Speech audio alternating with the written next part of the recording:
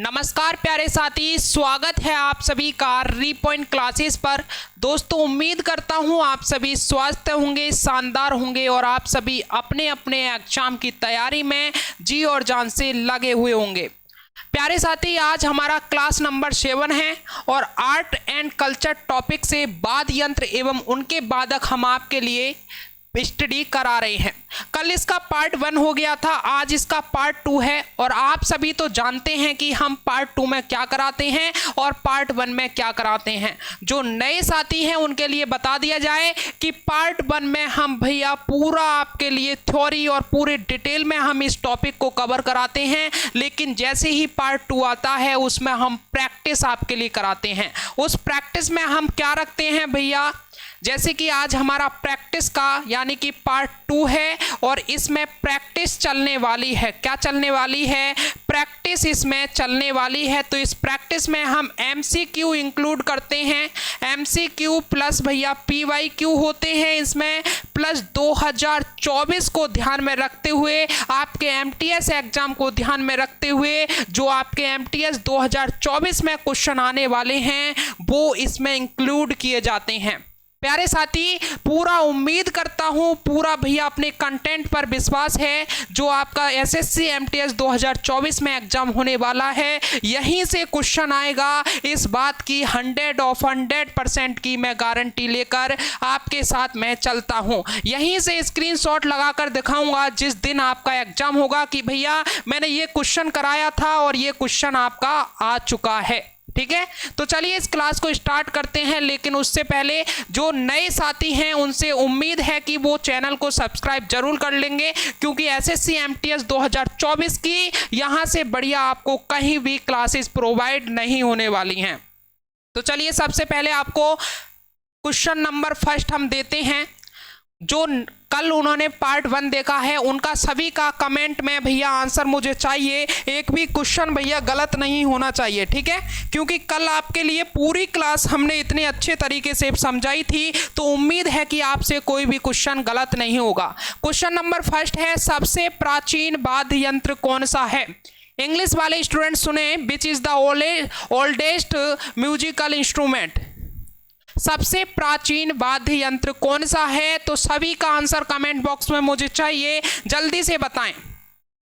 तो भैया कौन सा है सबसे प्राचीन वाद्य यंत्र? ये तो भैया थोड़ा सा कॉमन सेंस की बात है, बीड़ा की, यानी कि जो हमारी विद्या की माता सरस्वती हैं उनके पास में कौन सा वाद्य यंत्र है भैया? बीड़ा है। तो ये भैया कब से चला आ रहा है? तो सबसे प्राचीन जो वाद्य यंत्र है वो बीड़ा है। ठीक है, आगे बढ़ते हैं। नेक्स्ट क्वेश्चन जो हमारा है, निम्नलिखित में से कौन अन्य समूह से मेल नहीं खाता है? ये मैंने आपके लिए कल बताया था कि इस प्रकार का क्वेश्चन आएगा, तो मैं यहाँ पर भी आपको लेकर आया हूं। एक बार आप अपने माइंड में इसे छाप लेंगे। विच of the following does not match the other group? Violin, sarod और गिटार, ये एक ही ग्रुप के हैं। ठीक है, इनमें भैया तार होता है और ये उंगलियों द्वारा इन्हें बजाया जाता है, लेकिन हारमोनियम जो है भैया इसमें कोई तार नहीं होता है। ठीक है, तो हारमोनियम इस ग्रुप से अलग है। हारमोनियम, इसका option number D is the correct answer हो जाएगा। नेक्स्ट क्वेश्चन देखते हैं, निम्नलिखित में से कौन सा वाद्य यंत्र बिना तार का है?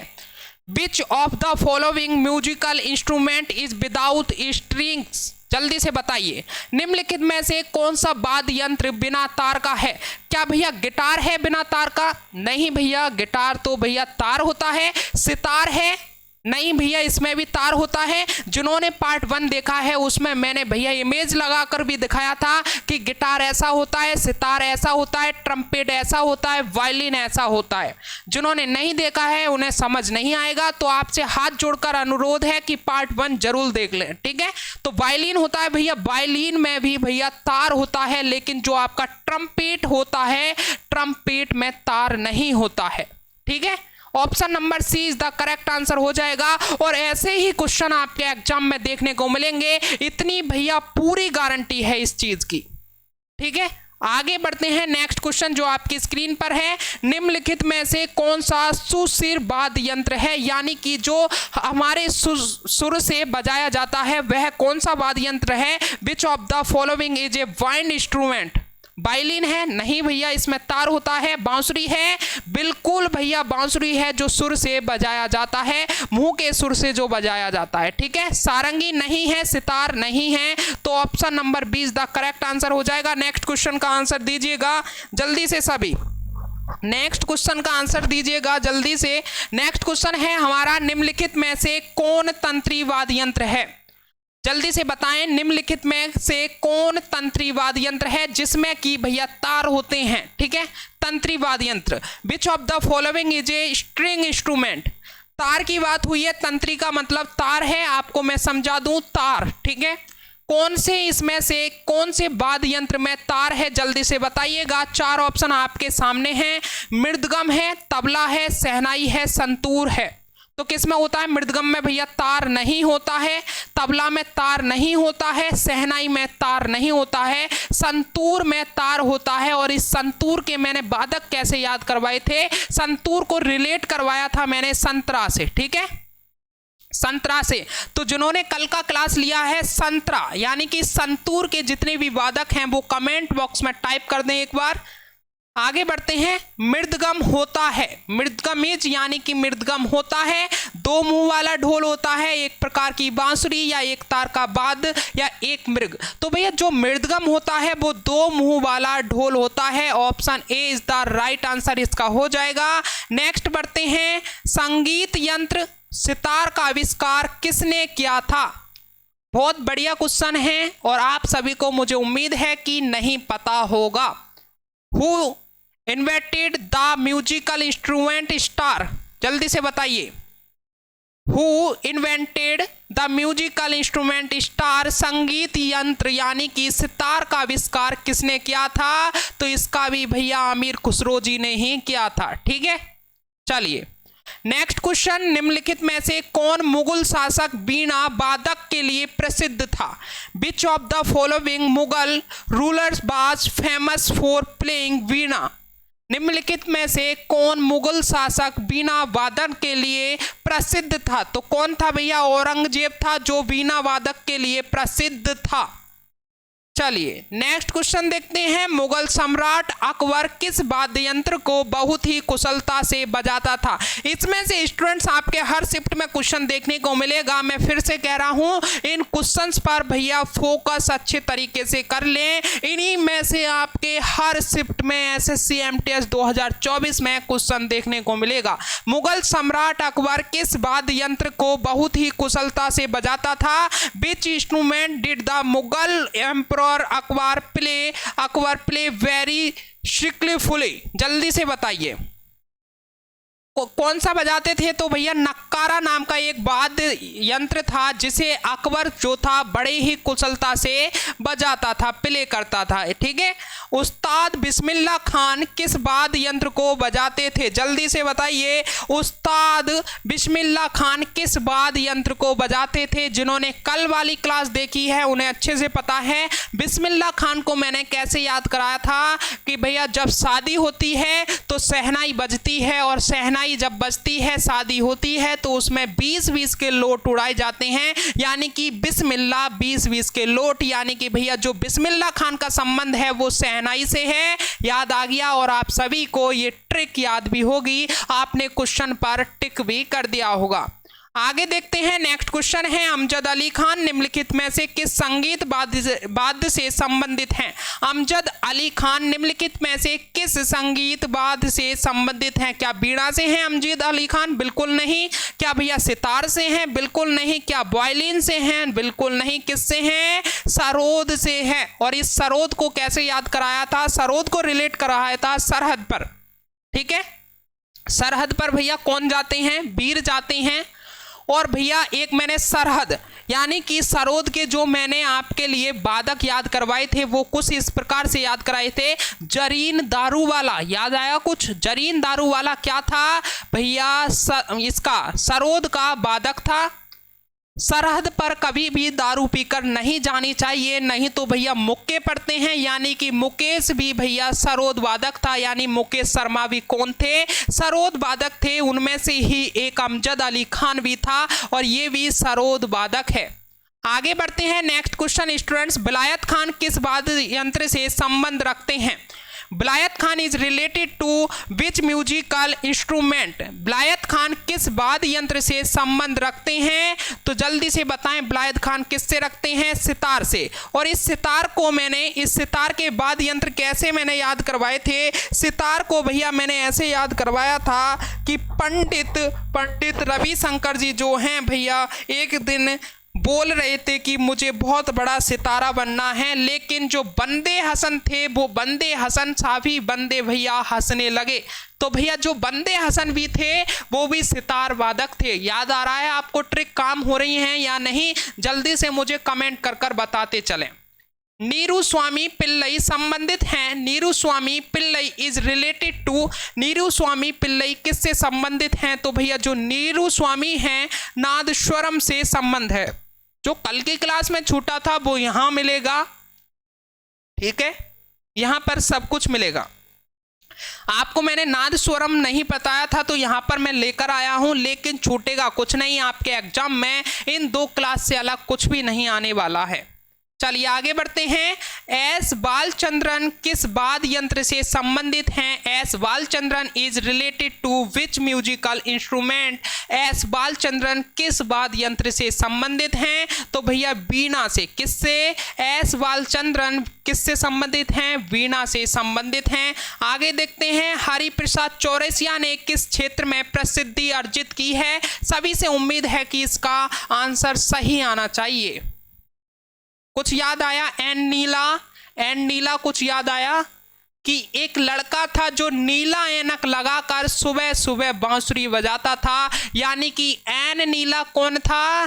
बांसुरी वादक था। और भैया हमें जब वो एन नीला नामक लड़का सुबह सुबह बांसुरी बजाता था तो हमें ऐसा लगता था कि हमें सुबह सुबह हरि का प्रसाद मिल गया है, यानी कि जो हरि प्रसाद चौरसिया है वो किसके? बांसुरी वादक हैं। किसके भैया? बांसुरी के वादक हैं। आगे बढ़ते हैं नेक्स्ट क्वेश्चन, बीजी जोग किस वाद्य संगीत के लिए प्रसिद्ध हैं? बीजी जोग किस वाद्य यंत्र के लिए प्रसिद्ध है? तो ऑप्शन नंबर बी वायलिन के लिए बीजी जोग भैया प्रसिद्ध हैं। बीजी जोग is famous for which musical instrument? English वालों के लिए खास तौर से मैंने यहाँ पर इंग्लिश भी इंक्लूड की है, यानी कि हमारी जो क्लास है बाइलिंगुअल चल रही है आपकी डिमांड पर। चलिए जल्दी से बता दीजिए, अल्लाह रखा किस वाद्य यंत्र से संबंधित हैं? Allah Rakha is related to which musical instrument? Allah Rakha जब आपका तबादला होगा अच्छी जगह से कहीं से, यानी कि आपकी लग गई भैया जॉब, और जॉब लगी है ऐसी कि वो जगह है जन्नत, और उस जन्नत से भैया आपका हो रहा है तबादला, तो फिर भैया आप क्या कहेंगे? अल्लाह रखा, यानी कि तबादला से रिलेट करवाया था तबला। अल्लाह रखा भैया किसके वादक हैं? भैया तबला के वादक हैं। याद आ गया? चलिए आगे बढ़ते हैं। गोविंद स्वामी पिल्लई का संबंध किस वाद्य यंत्र से है? जल्दी से बताइए, गोविंद स्वामी पिल्लई का संबंध किस वाद्य यंत्र से है? Govind Swami Pillai is related to which musical instrument? तो किससे है भैया? वायलिन से है गोविंद स्वामी पिल्लई का। ठीक है, चलिए पन्नालाल घोष का संबंध किस वाद्य यंत्र से है? भैया पन्नालाल का भैया बांसुरी से है। ये भी अच्छे तरीके से याद करा दिया था कल, आप सभी को याद भी आ रहे होंगे। पालाधर रघु का संबंध किस वाद्य यंत्र से है? तो पालाधर रघु का संबंध भैया मृदगम से है। किससे? मृदगम से। चलिए नेक्स्ट क्वेश्चन है, लतीफ खां का संबंध किस वाद्य यंत्र से है? इंपोर्टेंट है भैया लतीफ खां, कई बार ये एसएससी ने पूछ रखा है। ठीक है, तो इस पर ज्यादा फोकस करेंगे। बताएं लतीफ खां तो किससे है? सारंगी से है लतीफ खां का संबंध। आगे बढ़ते हैं, वेरी वेरी इंपोर्टेंट स्टार बना लीजिए, वेरी वेरी इंपोर्टेंट।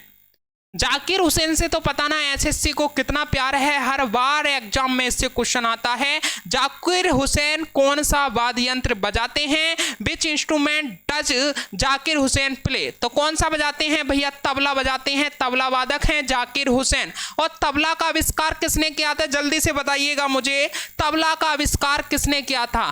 तो किसने किया था? आमिर खुसरो जी ने ही किया था। आगे बढ़ते हैं नेक्स्ट क्वेश्चन, बीवी सुब्रमण्यम कौन सा वाद्य यंत्र बजाते हैं? बीवी सुब्रमण्यम कौन सा वाद्य यंत्र बजाते हैं? तो कौन सा बजाते हैं? वायलिन भैया। कौन सा? वायलिन। बीवी सुब्रमण्यम क्या बजाते हैं? वायलिन। देखो सुब्रमण्यम के आगे क्या आ रहा है? बीवी आ रहा है, ठीक है। क्या आ रहा है भैया? वीवी, ठीक है।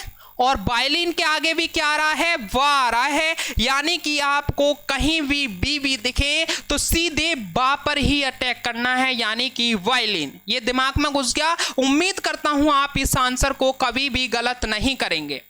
बाल मुरली कृष्ण का संबंध किस वाद्य यंत्र से है? जो बाल मुरली कृष्ण का संबंध है ये भी वायलिन से भैया। यहां पर भी बाल दिखा तो यहां पर भी भैया इसका संबंध सीधे किससे है? वायलिन से है। किससे है भैया? वायलिन से है। इसका संबंध किससे है? वायलिन से है।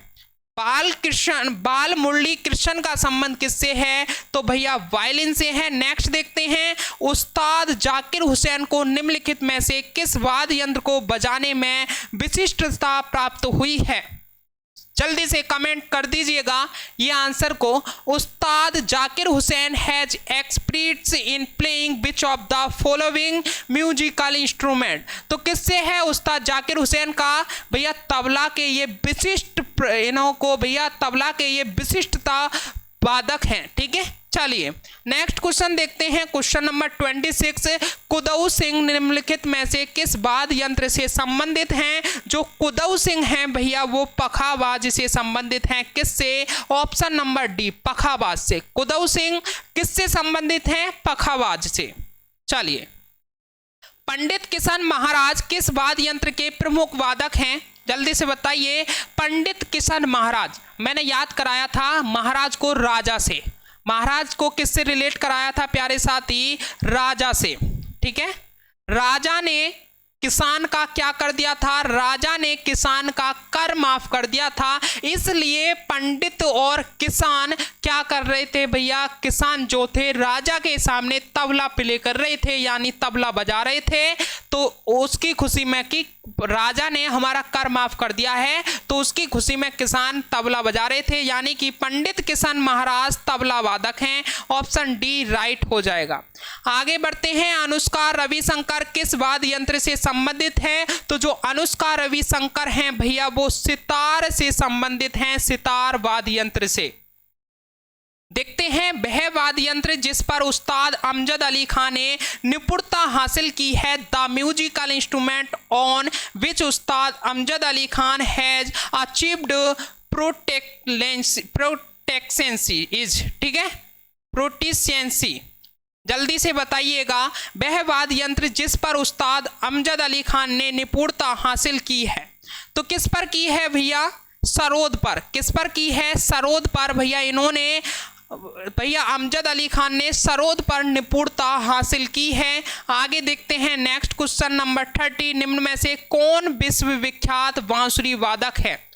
निम्न में से कौन विश्वविख्यात बांसुरी वादक है? तो हरि प्रसाद चौरसिया जी जो हैं ये कौन हैं? विश्वविख्यात बांसुरी वादक हैं। पंडित रविशंकर हैं? नहीं है। शिव कुमार शर्मा हैं? नहीं है। जाकिर हुसैन हैं? नहीं है। जल्दी से इन तीन नामों को मुझे बता दें। ये तीनों नाम किससे रिलेट करते हैं?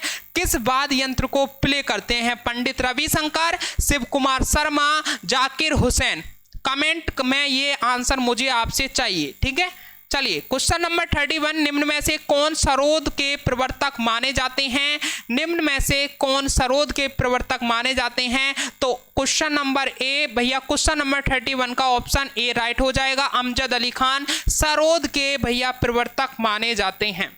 चलिए, निम्नलिखित में से कौन सा युग्म समूह सत्य नहीं है? इस प्रकार का क्वेश्चन आपको देखने को मिल सकता है। निम्नलिखित में से कौन सा युग्म समूह सत्य नहीं है? शिव कुमार शर्मा संतूर वादक हैं, बिल्कुल सही है भैया। हरिप्रसाद चौरसिया बांसुरी वादक हैं, बिल्कुल सही है। बिस्मिल्लाह खान बिल्कुल गलत है भैया। बिस्मिल्लाह खान किससे हैं? शहनाई से हैं। किससे हैं? शहनाई से हैं। 20-20 के नोट भैया शादी में उड़ाए जाते हैं और शादी में शहनाई बजाई जाती है। पंडित रविशंकर भैया किसके हैं? सितार वादक हैं, बिल्कुल सही है।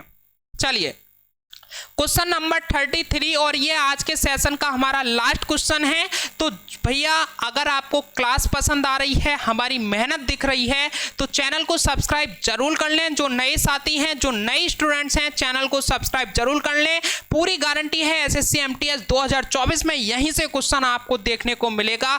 एसएससी एमटीएस 2024 को ही टारगेट मैं कर चल रहा हूँ स्पेशली, ठीक है। तो सूची 1 को सूची 2 से आपको सुमेलित करना है। सूची 1 ये रही, सूची 2 ये रही भैया। सुमेलित का मतलब होता है कि मिलान करना है आपको, ठीक है। सहनाई, सरोद, तबला, सितार का मिलान करना है। इधर बिस्मिल्लाह खान, अल्लाह खान रखा, अमजद अली खान, रविशंकर। तो भैया जल्दी से बताइए सहनाई कौन बजाता था? इसके बादक कौन है? बिस्मिल्लाह खान, बिल्कुल सही है। यानी कि जो हमारा ए है इसका 1 होगा, ठीक है। चलिए सरोद बादक जल्दी से बताइए, सरोद बादक कौन है? तो भैया सरोद कौन बजाते थे? अमजद अली खान सरोद बजाते थे। यानी कि हमारा जो बी का है वो 3 होना चाहिए। तबला वादक कौन है भैया? तबला वादक अल्लाह रखा, ठीक है। तबला वादक कौन है? अल्लाह रखा। यानी कि हमारा सी का 2 होना चाहिए। और डी का भैया डी यानी सितार का कौन है? रविशंकर हैं। तो डी का हमारा 4 होना चाहिए। देख लीजिए ए का 1, बी का 3, सी का 2 और डी का 4 किस में है? ए का 1, बी का 3, सी का 2, डी का 4 ऑप्शन नंबर बी में है। Option number B is the right answer हो जाएगा भैया। यहीं पर आज हम आपसे विदा लेंगे, क्लास को यहीं पर समाप्त करेंगे। ये 33 क्वेश्चन इतने इंपॉर्टेंट हैं कि भैया अगर आपकी 16-17 शिफ्ट होती हैं एसएससी एमटीएस एग्जाम की, तो 16-17 शिफ्ट में यहीं से क्वेश्चन आएगा। पूरी गारंटी, फिर से मैं कह रहा हूं, कम से कम मैंने आपसे 20 बार ये शब्द यूज कर दिया कि 100% गारंटी है। तो है भैया, इस बात पर मुझे कहीं से भी लिखवा कर ले लीजिए, कोई स्टाम्प पेपर मेरे पास में लाकर रख दीजिए, उस पर भी साइन कर दूंगा कि इसी क्लास में से क्वेश्चन आने हैं, ठीक है। तो आपको क्या करना है, आपको एक बार तो ये क्लास आपने कल पार्ट 1 देख लिया होगा, जिसमें हमने थर्टिकल पोर्शन के बारे में पूरा थर्टिकल लेकर आए थे। उससे हमने आपको ट्रिक के जरिए पूरा समझाया था। उसके बाद में आज आपकी प्रैक्टिस हो गई। अब आपको क्या करना है, एक बार और आपको क्लास देखनी है। और अब के जब क्लास देखो तो सारे क्वेश्चन, जैसे मैंने क्वेश्चन बोला, तुरंत उसका आंसर आपके द्वारा आना चाहिए। मैं जब तक बोलूं उससे पहले आपका आंसर आ जाना चाहिए।